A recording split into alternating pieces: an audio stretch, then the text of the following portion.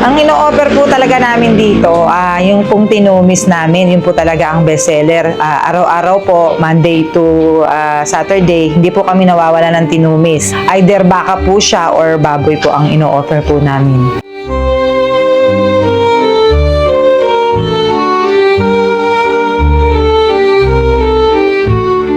Ang pagkakaiba sa Sir Kelly ng tinumis namin, ano siya, may gulay siya.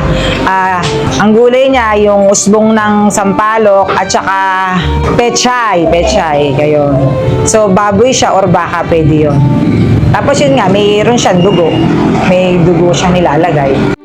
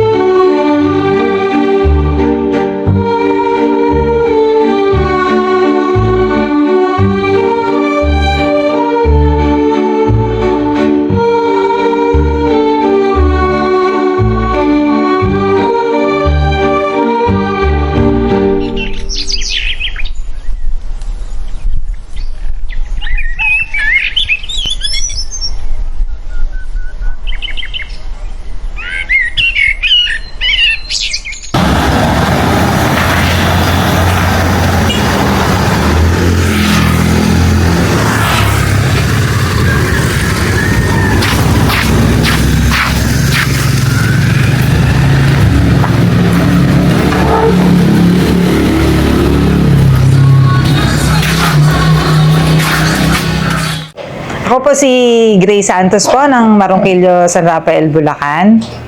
Nagsimula po itong aming sa lumang bahay karinderya noong November 28, 2014.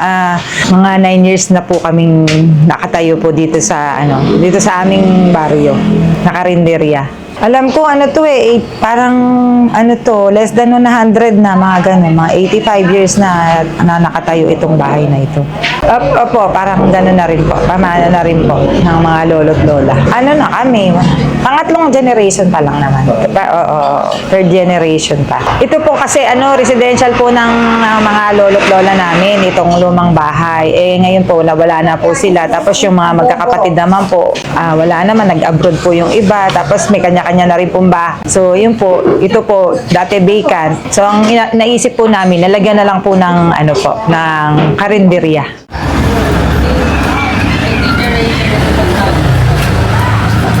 Very good.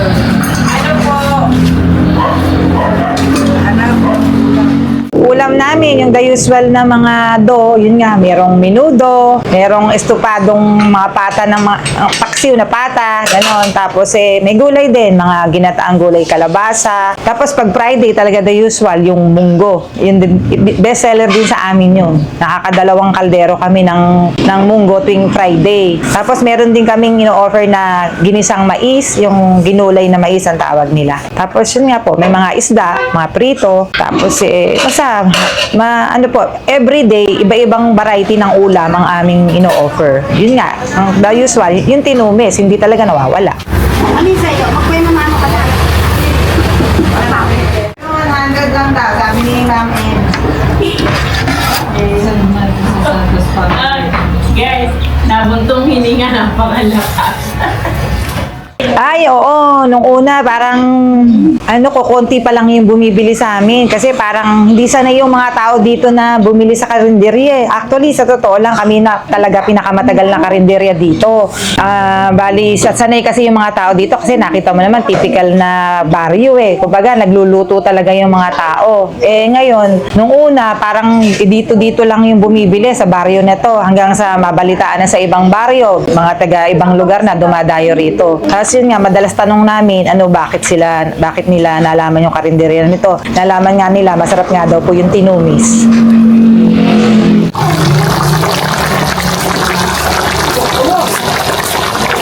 Prepare po namin yan. Siyempre, ang nagluluto talaga dito yung bayoko. Kami magkakapatid kasi kami rito 4 kaming magkakapatid. Yun nga, yung Dichi ko, yung nasa kusina, tsaka yung Ate Heidi ko. Tapos yung Sansi ko nga siya yung nagtatakal dito. Tapos ako naman yung kahera dito. At the usual, yun nga po, namamalengke yung bayoko. Tapos talagang lahat fresh ang ino-offer namin. Oo, bago lahat.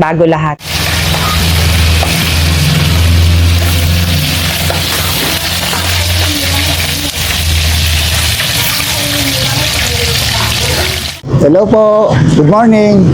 Ako po si Arnold na chef. Naggigisaan muna ako ng bawang, sibuyas, kamatis. Isang kamatis lang. Hindi naman kanong kalakihan. Para lang siya magkaroon ng kulay na konti. Habang ginigisa nyo, halo lang kayo na halo hanggang lumambot. Kung meron kayong toasbong ng sampalok, yun, isama nyo na sa pagigisa nyo para medyo lumasa man lang din yun. Hintayin nyo muna lumabas yung mantika niya. Kung may mantika man siyang malalabas o ano. Pero mas maganda, may halong taba ng konti para yung mantika niya, mantika. Pero parang makikita mo, medyo may aroma ng konti yung ano. Pagkatapos isa, lalagay niyo na yung yung dugo kasama niyo sa paghalo-halo. Tsaka pa lang lalagay niyo yung pampasim, sampalo kaya o bunga ng sampalok. Tapos na lalagay mo ng asin. Gusto niyo lagyan ng gulay, yung pechay. Pwede. Yun, pagka malapit na maluto din yung yung tinumis, sa kanya ilagay yung pechay. Tikman niyo ulit kung malasa na. Ayun, okay na.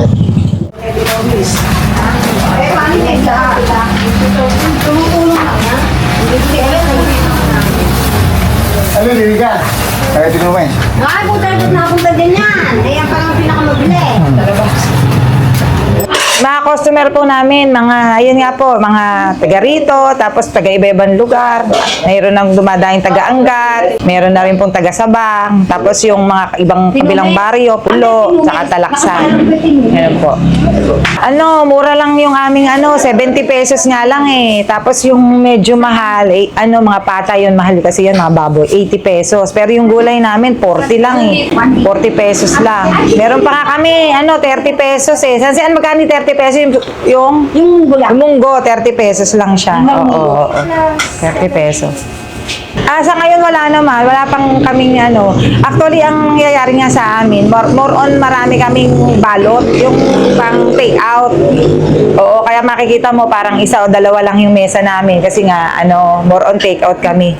So, yung 12 ulam na yan or 10, ubos na agad yan. Wala pa, mamaya, bago mag alas 12, ubos na yan. Maaga kaming nagsisimula. Bali, 6 a.m. bukas na kami, meron na kaming 2 ulam noon. Tapos, kumbaga, hanggang alauna ng hapon, tapos na kami. Kasi mayroon kaming 10 ulam, ubos na kagad yun. Eksakto, alauna, ubos. Minsan nga, mga 12 o'clock, ubos na kami, nagsasara na rin kami eh. Bali, yung tinumis kasi, parang talaga dito sa barangay namin eh, or dito sa San Rafael eh, parang talagang, bari pinaka-famous ng delicacy rito sa, tama ba yung ulam dito sa buong San Rafael. Basta sinabing tinumis, yun nga, may gulay na pechay, tsaka usbong. Ayun. Ay, naku po, masarap ang kanilang mga lutong ulam. Araw-araw po yung dinadayo sila ng mga kalapit lugar. Taga saan po ba kayo? Dito rin po. Mga friends ko po yan. Dati kasi nagwo-work ako sa Manila. Ngayon, yung mga boss ko, pag meron akong visitor, yun ang pinapakain ko. So lahat sila nasasarapan talaga. Tapos yun, minsan nagdadala rin ako sa opisina ko. Lahat sila nagugustuhan nila. Siyempre sa una, tiyaga lang talaga, Sa una, mahirap kumuha ng mga customer. Kailangan talaga mapatunayan mo na malinis ka, malinis ang kapaligiran mo. Ang pinaka-importante, yung masarap ka talagang magluto. Yun talagang kaya kailangang babalik-balikan ka. Recipe, sa nanay namin.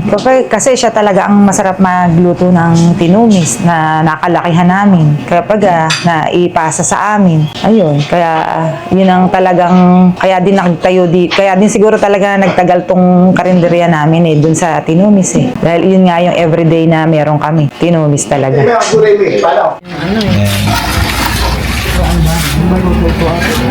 Ano yan?